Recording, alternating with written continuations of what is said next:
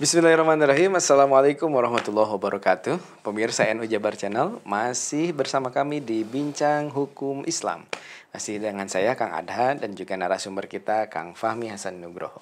Setelah minggu lalu kita membahas terkait dengan riba dalam pinjaman ya. Kita baru bahas tentang kemarin apa itu riba pinjaman dan kemudian apa itu jenis-jenisnya ya. Dan kemudian kemarin kita bahas sedikit gadai emas dan juga terkait KPR ya.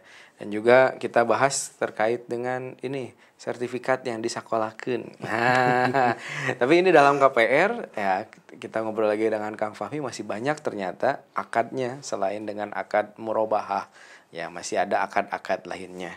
Mungkin kita ingin dengar supaya lebih jelas akad apa saja yang digunakan dalam kalau kita menggadaikan barang atau peminjaman uang ke bank, ya itu dalam hal apa saja. Ya Kang Fahmi ya. Assalamualaikum Kang Fahmi, Damang. Alhamdulillah. Minggu lalu ini tidak terasa ya, sudah seminggu dan kita lanjut lagi sekarang. Nah Kang Fahmi, to the point. Jadi terkait dengan riba dalam pinjaman ini, ya tadi kita bahas ada gadai emas dan juga KPR. Nah dalam KPR mungkin ada tambahan Kang Fahmi atau tambahan yang lain? Kan titik masalah dalam KPR konvensional adalah ketidakjelasan harga karena bunganya floating. Kadang-kadang bunga flat itu hanya 3 tahun, hanya 5 tahun gitu, tapi selanjutnya floating sesuai dengan kebijakan BI rate sehingga harga akhir rumah nggak jelas. Nah, maka salah satu solusi yang diberikan oleh Bank Syariah adalah pertama dengan jual beli murabahah. Yang kemarin sudah dijelaskan. Lalu kemudian ada lagi jenis akad yang lain selain jual beli murabahah adalah akad ijarah muntahi bitamlik. Jadi ini adalah sewa berujung dengan pembelian, leasing lah. Ya, leasing ya. Dalam Islam boleh seperti itu. Boleh. Jadi Anda mengajukan pembiayaan ke Bank Syariah. Lalu kemudian Bank Syariah membeli rumah itu. Lalu Bank Syariah menyewakan rumah itu kepada Anda berapa tahun sesuai dengan kesepakatan. Dengan yang dibayarkan setiap bulan itu disebutnya bukan cicilan, itu disebutnya adalah membayar sewa. Sewa rumah selama sekian tahun sesuai dengan kesepakatan. Yang nanti total biaya sewa itu terus nanti akan sampai kepada total harga rumah. Lalu kemudian nanti di akhir perjanjian nanti bank akan menyerahkan rumah tersebut kepada nasabahnya. Itu. Jadi ijarah, pertamanya ijarah, sewa dulu. Sewa terus sampai nanti di ujung kesepakatan bank menyerahkan rumah itu kepada pemilik, kepada nasabah. Kepada nasabah yang tadi asalnya menyewa menjadi memberikan itu kepada nasabah gitu ya, dengan akad tadi sewa tadi gitu ya. Sewa yang berujung dengan pembelian, sewa beli, gitulah. Ada juga akad lain. Akad musyarakah mutanaqishah. Wah, naon deui eta musyarakah mutanaqishah kumaha eta? Musyarakah itu adalah akad kerjasama. Akad kerjasama yang dalam hal ini nasabah punya modal berapa untuk membeli rumah. Bank menambahkan modal tersebut sampai akhirnya rumah itu terbeli. Harga rumah 150. Lalu kemudian Akang cuma punya 30. Berarti kan kurang 120. Ya. Saya bank menambahkan itu 120 sehingga akhirnya 150 bisa dibeli. Nah, itu kan berarti Akang harus kembalikan ke saya 120 kan. Oke. Jadi di situ ada 30 modal 30 juta, di saya ada 120 juta. Porsi yang paling banyak punya siapa? Punya bank. Tapi bank nggak tinggal di situ kan? Tapi Akang yang tinggal di situ. Maka ketika Akang tinggal di situ membayar biaya sewa kepada bank. Sehingga yang dibayarkan apa? Pertama yang dibayarkan Akang mencicil porsi kepemilikan bank sampai sedikit demi sedikit sampai akhirnya bank tidak memiliki porsi lagi di situ. Jadi mencicil yang 120.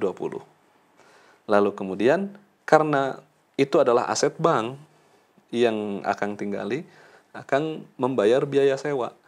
Jadi bank di sini mendapatkan keuntungan dari sewa lagi tadi. Iya. Jadi porsi kepemilikan bank dibeli sedikit demi sedikit sampai habis dan ditambah lagi biaya sewa per bulan. Wih. Jadi itu sebenarnya multi level pahala ya Kang ya. Bagi nasabah bank syariah yang istilahnya menyimpan tabungan yang dengan jenis mudorobah, itu berarti dia juga istilahnya ikut berkontribusi terhadap pembelian-pembelian itu ya. Wah, itu multi level pahala ini. Tapi kita tidak bahas multi level pahalanya ya. Tapi kita bahas tadi kembali ke akad musyarakah mutanaqisoh, di mana Musyarakah mutanaqisoh. ada bank yang punya aset saham lebih banyak, kita yang saham lebih sedikit, dan kita membayarkan sisanya kepada bank. Ada akad apa lagi nih Kang di Tadi musyarakah mutanaqisoh itu dia bisa digunakan untuk banyak keperluan. Oke, katakanlah tadi bukan membangun bukan rumah sudah rumah jadi. udah jadi. Ya. Kalau rumah ini Misalnya keinginan kita, desainnya kita, arsiteknya juga kita pengennya gimana. Kalau kasusnya seperti itu, maka bisa menggunakan akad istisna. Istisna teh naon nih Kang? Istisna itu apa ya? Permohonan untuk membuatkan. Yang mana nanti Akang nasabah, saya bank. Akang meminta kepada saya untuk membangunkan rumah. Tuh kan? Saya kan bukan pembangun, tapi saya pemodal. Maka saya akan mencarikan developer. Developer ini bisa saya yang mencarikan atau Akang yang mencarikan. Yang nanti saya akan menyerahkan uang sejumlah perkiraan harga RAB. Jadi setelah Akang datang ke saya ingin bikin gini, lalu kemudian datang dengan pihak ketiga yaitu developer, lalu kemudian developer sudah menghitung total keperluan dan macam-macam, ada RAB yang nanti diajukan kepada bank. Lalu kemudian bank akad dengan developer. Akadnya apa? Akadnya saya meminta developer untuk membangunkan rumah sesuai dengan permintaan itu. Saya bank bisa membayar langsung total di awal atau membayar secara cicil, misalkan dalam 3 termin sesuai dengan kemampuan. Kan kalau ngebangun kan nggak harus uang semua di awal kan. Tapi bisa bertahap dulu. Nah, jadi saya bisa ngasih secara bertahap. Nah, lalu kemudian itu kan rumah milik saya. Karena milik bank ya. Iya, milik bank karena bank ngasih uang ke sini untuk ngebangunin. Tapi itu kan bukan atas keinginan bank, tapi atas keinginan Akang. Maka saya menjual ke Akang rumah tersebut dengan harga kalau saya ngasih modal ke dia 150, saya ingin dapat untung dong. Maka saya misalkan jualnya 200 misalkan. Akang mencicil itu ke saya. Itu akad istisna ya? Dan istisnanya paralel. Minta bangunin ke saya minta bangunin ke sini. Nah, itu kemudian selesai menyerahkan ke bank menjual lagi. Jadi multi akad ya. Ada multi akad. Jadi kalau bisa kita bilang akad custom mungkin ya. Bisa jadi. Ya, jadi sesuai dengan custom atau permintaan nasabah itu akad istisna itu. Itu nggak cuma dalam KPR. Bisa kalau misalkan ingin membuat mesin. Pabrik ingin membuat mesin dengan spesifikasi tertentu, maka bisa dengan mekanisme semacam ini. Jadi buat misalnya tidak hanya rumah ya Kang ya, tapi bisa juga mobil, kendaraan ya. Bisa juga seperti itu, tapi istisna lebih kepada sesuatu yang dibuat. Kepada yang dibuat ya. Sesuatu yang dibuat, tadi diproduksi dulu gitu. Tapi kalau misalnya nih Kang, ada hal misalnya kan tadi banyaknya nasabah itu punya aset ya untuk digadaikan atau menjadi modal awal. Bisa nggak kira-kira kalau bank syariah memberikan memberikan pinjaman tapi tanpa orang itu punya aset atau tidak punya SKCPNS, tidak ada yang bisa disekolahkan gitu. Itu bisa nggak itu Kang? Pada dasarnya semua lembaga keuangan pasti memiliki manajemen risiko. adanya adanya agunan itu untuk meminimalisir resiko. Jadi kayak tadi, kalau tadi gadai kan untuk meminimalisir risiko, jangan-jangan nanti dia tidak bisa bayar, maka agunan ini yang dilelang untuk menutupi kerugian, kan gitu. Kalau ternyata harganya bisa lebih tinggi dari sisa, maka itu bisa dikembalikan.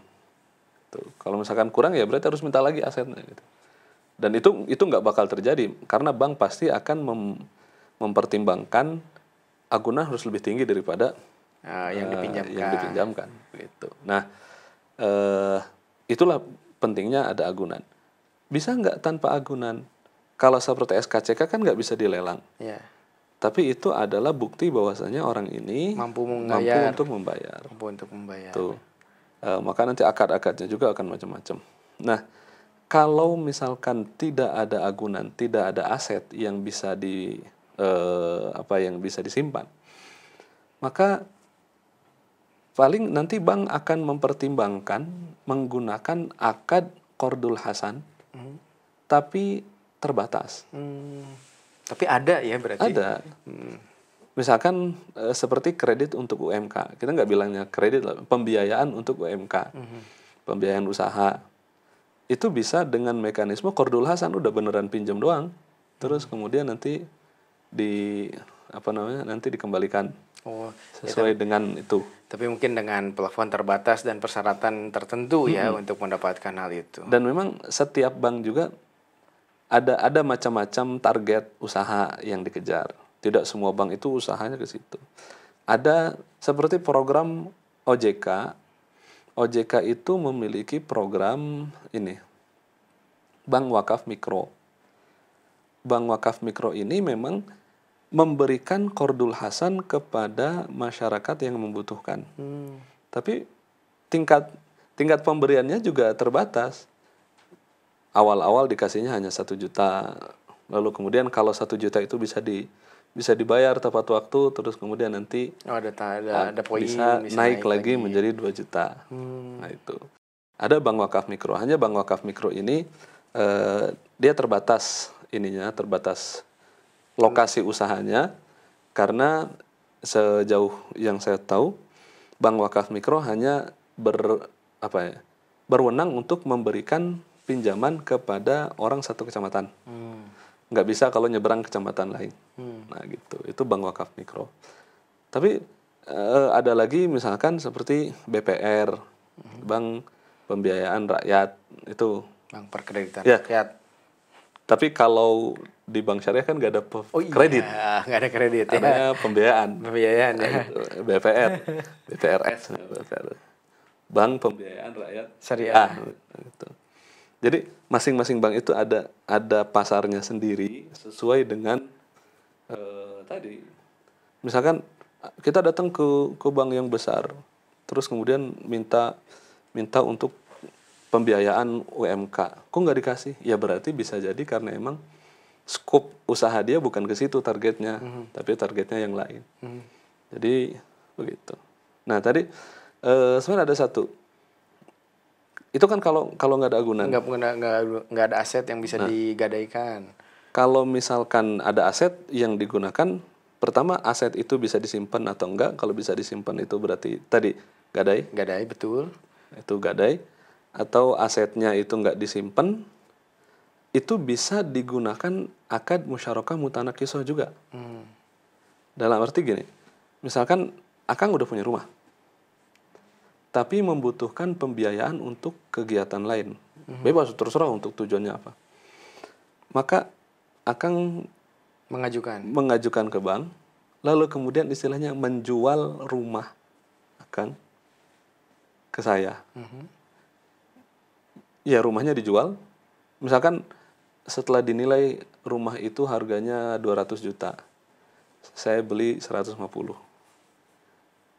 Saya beli 150 berarti saya itu ngasih 150 kan. Jadi istilahnya di rumah itu ada porsi saya 150 juta, ada porsi Akang 50 juta. Akang akan mencicil 150 itu sampai habis. Dan karena itu menjadi rumah milik bank, maka tetap ada biaya Sewa. Nah, keuntungannya tuh dari sewa itu. Oh, jadi kalau secara sekilas ya dalam hukum Islam, karena kita bahas bagaimana memakan harta yang halal ya. Jadi kita ditertibkan oleh Allah Subhanahu wa taala untuk dalam perihal akad ini ya, supaya jelas dan tidak termasuk riba. Memang mungkin agak sedikit ribet ya. Nah, itu. Dengan multi akad ya. Tidak hanya cukup satu kan, kalau ke bank konvensional kita mudah nih. Tinggal Udah satu doang. Cuma satu pintu, dan kemudian dari situ akadnya nggak usah pakai akad-akad, pokoknya tahu persenannya sekian. Nah, cuma di situ ada ketidakjelasan dan juga termasuk kepada hal riba. Ini yang diharamkan oleh Allah. Tapi memang kalau ke bank syariah pasti nanti ada beberapa kali tanda tangan ya yang multi akad ya.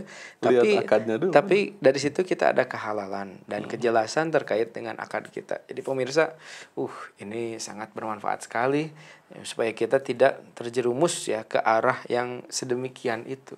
Nah, kalau misalnya Kang ada lagi, kalau misalnya di digital itu, kita mau bahas digital dulu atau masih kita ada bahasan Masih ada, silakan Kang. Pinjaman salah satu deposito. Deposito itu bukan kita minjam ke bank, tapi bank minjam ke kita. Iya. Jadi bank meminjam ke kita uang deposito itu, lalu kemudian mengembalikan dengan janji harus sekian persen. Iya.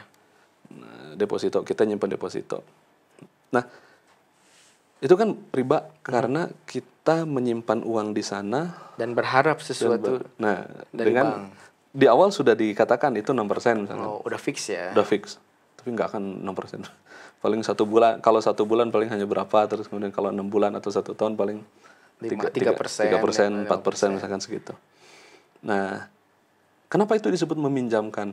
Karena ketika bank mendapatkan pendanaan yang dipastikan dia akan idle selama 6 bulan katakan, bank akan memutarkan uang ini ke berbagai macam usaha sektor ya, agar kemudian bank mendapatkan keuntungan. Jadi kan ketika uang Akang nyimpan ke saya, ketika saya ngasih uang ke situ, itu kan atas nama saya. Karena uangnya jadi dianggap uang saya, bukan uang Akang.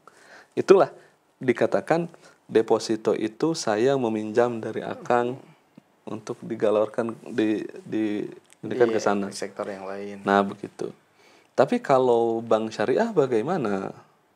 Bank syariah produk depositonya, ada produk deposito, tapi depositonya dengan akad bagi hasil. Gimana itu bagi hasil? Sederhananya, uang yang akan simpen sama saya salurkan ke sektor tertentu, lalu kemudian keuntungan yang ada nanti dibagi dua.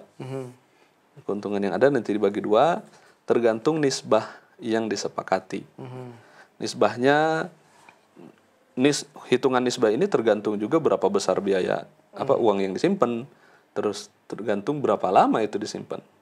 Ngasih uang 1 miliar 2 tahun, senang dong saya. Maka saya akan ngasih misalkan nisbahnya 40%, 60%. Nah, itu udah besar itu 40-60. Karena Akang cuma nyimpen doang, saya yang kerja. Nah, gitu kan. Itu. Nah, ini deposito semacam ini mudharabah. Mudharabah kalau ke bank syariah. Ada juga kalau ke pemerintah. Kalau tadi kan pemerintah pakainya obligasi. Ya, ori ya. Nah, itu berlandaskan atas bunga. Tapi bisa juga berlandaskan atas akad syariah yang dikenal dengan sukuk.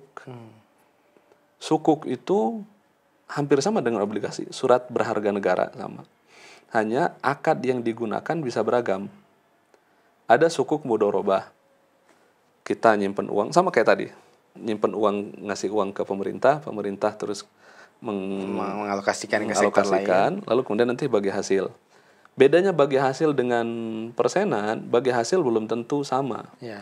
Karena kalau usahanya naik, ya untung berarti besar. Tapi kalau ternyata kurang, maka ya berarti pendapatannya juga kurang. Ya, tidak sebesar misalnya 6% dari 1 miliar atau 6% dari itu ya.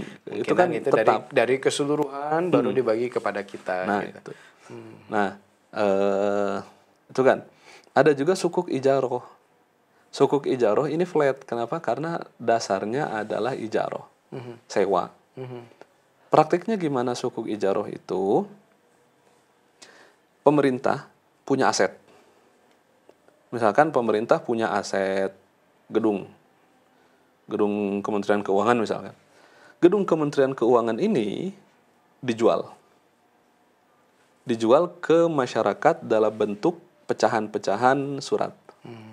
Misalkan total gedung ini total harganya 1 triliun. Oke, 1 triliun ini akan dipecah menjadi 1 triliun itu berapa juta ya? 1.000. 1.000 1 miliar. Iya. Berarti kalau 1 triliun Sejuta-juta. 1.000 miliar. 1.000 miliar. Iya. Ya. Berarti ya 1 juta gitu 1.000 miliar. Jadi oke, 1 triliun aset atau gede ting lah. Ya, 1 miliar weh. 1 miliar. Aset itu 1 miliar. Lalu kemudian 1 miliar itu akan dipecah menjadi 1 juta, 1 juta, 1 juta. Lalu kemudian akan membeli surat tersebut 1 juta misalkan. Atau belinya bukan 1 juta, 10 juta. Kan, gitu.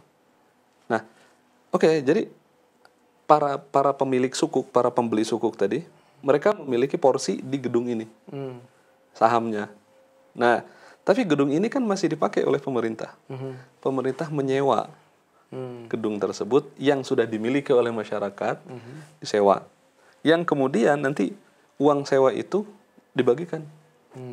Ya sesuai dengan porsi. Kalau Akang belinya 10, ya berarti 10, Jadi 10-nya gitu. Jadi kalau misalnya yang ada ORI syariah gitu ya, atau SBN negara yang syariah, itu sebenarnya juga walaupun persenan itu halal, karena tadi sebenarnya pemerintah menjual gedung itu, dan gedung itu dimiliki oleh beberapa orang yang memiliki surat itu, dan kemudian persenannya itu adalah bayar sewanya. Jadi fix ya kalau di situ. Jadi bisa halal itu gara-gara itu ya, kalau kita tahu dasarnya ya. Nah, kembali ke yang dibahas pada pertemuan-pertemuan yang lalu itu. Pertama, Islam itu bukannya mengharamkan, bukannya ngelarang. Enggak. Islam itu menyeleksi mana yang ada haramnya. Kalau ada haramnya maka kita hindari. Kalau nggak ada haramnya berarti ya silahkan. Itu satu. Yang kedua, kita nggak cuma mengharamkan saja tapi tidak memberikan solusi. Itulah semangat utama ekonomi syariah yang muncul sejak tahun 70-an itu adalah itu. Yaitu untuk memberikan alternatif lain yang halal. Proses bisnis hampir sama, hitung-hitungan bisa dinyatakan hampir sama. Bahkan kayak plafon ada, kalau di cicilan bunga ada bunga anuitas. Di bank syariah juga ada margin anuitas. Jadi cicilan awal bunganya bunga yang besar, ininya kecil. Semakin turun, ini semakin kecil, ini semakin besar. Di bank syariah juga gitu. Bisa menggunakan opsi itu, marginnya besar, pokoknya kecil, semakin ke bawah semakin Kecil. Berbanding kebalik. Yeah. Itu juga sama. Tapi setidaknya itu adalah ragam solusi yang diberikan agar ragam transaksi yang dilakukan oleh masyarakat itu terhindar dari hal-hal yang haram. Yeah. Semangat utamanya adalah itu. Meskipun ya bisa diakui banyak kekurangan di sana sini, gitu. Bahkan kan banyak yang bilang sama aja gitu antara bank syariah dengan bank konvensional. Sama dari sisi perhitungannya, beda dari sisi akad. Yeah. Misalkan bank syariah kan BI juga mengeluarkan BI rate, suku bunga. Mau tidak mau, bank syariah juga akan mengikuti suku bunga. Yeah. Tapi bukan karena bank syariahnya yang ikut. Yeah. Tapi karena misalkan saya bank syariah, akan nyimpen deposito di saya 2 miliar. Ketika BI rate dinaikin, bank-bank konvensional mereka naikin rate-nya. Terus kemudian kalau bank syariah diam aja, nanti akan lari. Karena di sana lebih menguntungkan. Akhirnya mau nggak mau saya menegosiasi lagi biar marginnya dinaikkan, porsi nisbahnya dinaikin. Ya kan? Akhirnya bank juga melakukan reevaluasi. Iya. Jadi menyesuaikan karena untuk tujuan tadi. Jadi sangat indah sekali ya sebenarnya hukum Islam, dan hebat sekali para ulama kita sehingga untuk mengusahakan bagaimana harta yang kita makan itu menjadi harta yang halal. Pemirsa, ini sangat ramai sekali ya. Dan pembahasan tentang ini tentunya tidak cukup hanya sekitar 25 menit ya atau 30 menit. Ya otomatis harus perlu pembahasan yang panjang. Tapi intinya kami di sini adalah ingin mengajak kepada seluruhnya bagaimana supaya sadar mana harta yang halal dan mana harta yang haram. Di antaranya tadi untuk menjauhi riba. Nah, riba kemarin Kang Fahmi sudah jelaskan, ada riba yang di dalam pinjaman, ada riba dalam jual beli.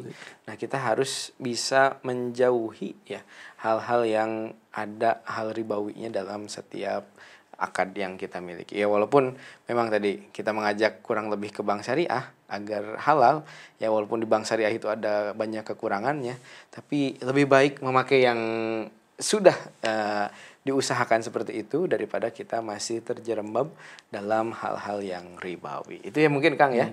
Nah, kita pertemuan yang akan datang paling kita akan membahas tentang investasi. Investasi ya. Apalagi sekarang ya di mana ada kata-kata efisiensi anggaran. Nah, pasti tertarik. Tunggu kami terus di episode selanjutnya Bincang Hukum Islam di NU Jabar Channel. Kami mohon pamit undur diri. Terima kasih hatur nuhun. Assalamualaikum warahmatullahi wabarakatuh. Waalaikumsalam.